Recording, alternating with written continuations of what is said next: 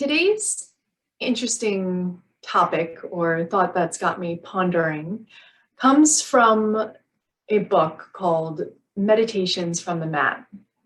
It's a daily entry, short topics that pertain to the 8-limb path, essentially the journey we all take in our quest towards meditation. It's a very high level summary of the 8-limb path, but knowing that it's not a linear progression. It's some days we're at the foundation and some days we need a lot of movement and action. And some days we're like, this is what it means to cultivate or to experience the benefits of a meditation practice. What I love about this book is because the author is breaking it down along the way. It really gives me personally this opportunity to, first of all, reconnect with some of the teachings that I may have forgotten, and to really just take bite-sized concepts and then to mold them over for a 24-hour period. And I wanted to share this last one that I read with you. We are in a period of transition.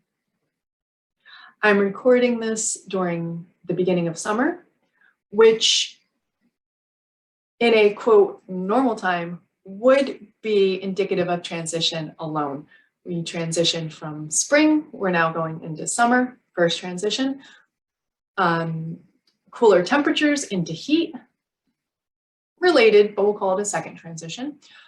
But associated with summer is heat and fire. And fire is the element of transition. Think about it. If I was to start a small fire with twigs, the twig was a tree, it's now becoming fuel, the fire is going to consume it to use the energy, it's now transformed.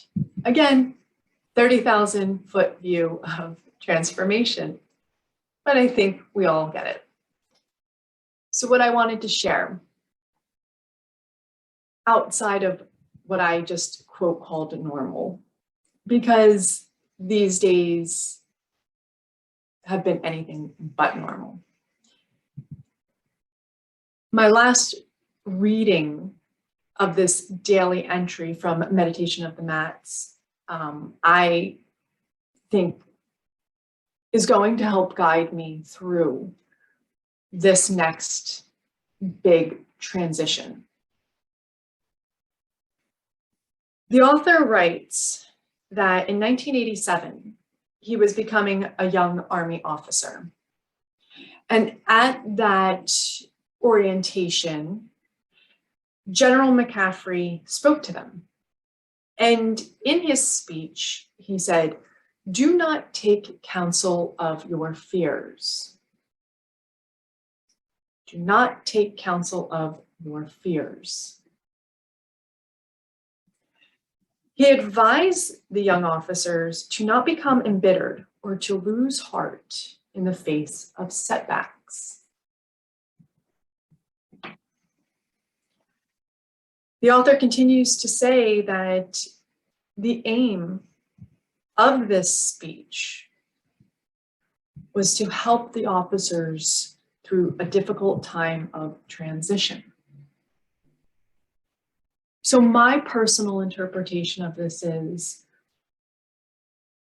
fear can be a huge source of fuel to provide that heightened heat and energy to cause transformation.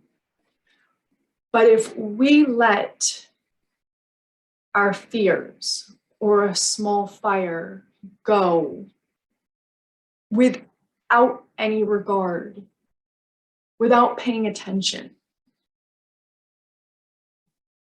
we cause forest fires.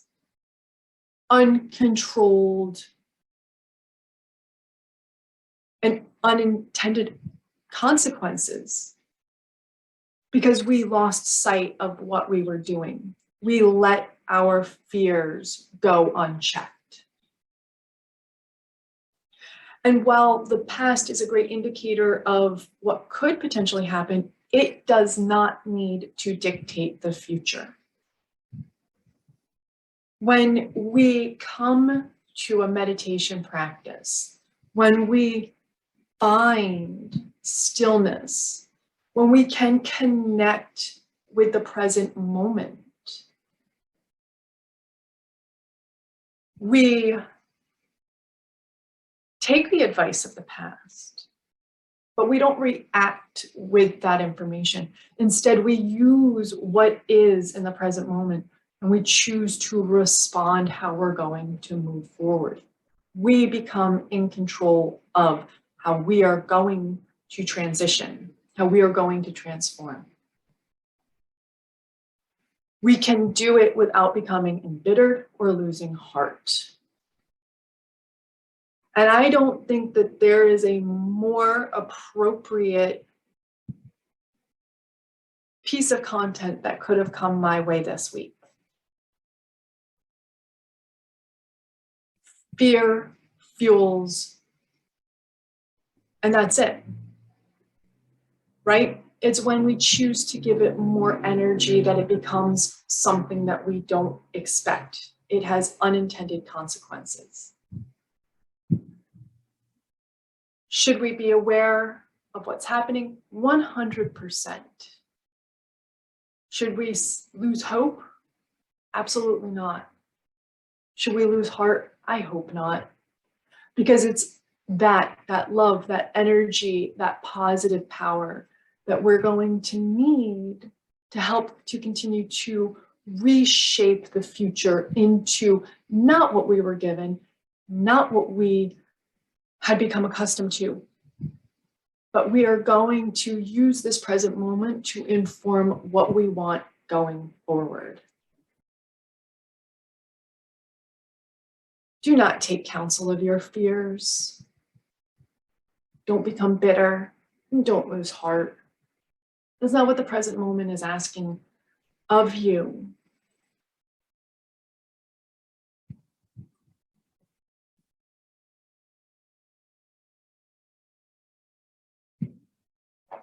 Yeah.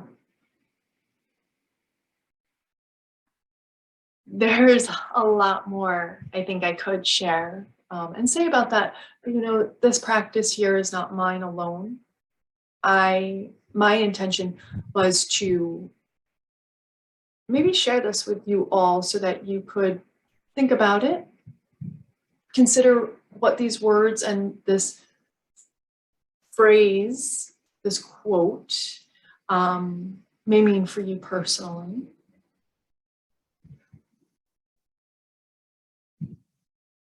And to just remind us all that we have a choice. We can look back and say it's hopeless.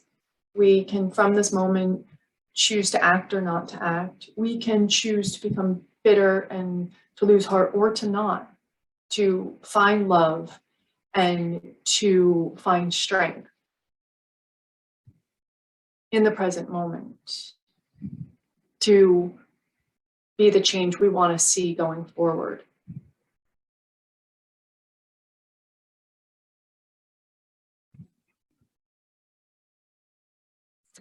And with that, I wish you a very happy day, and until next time.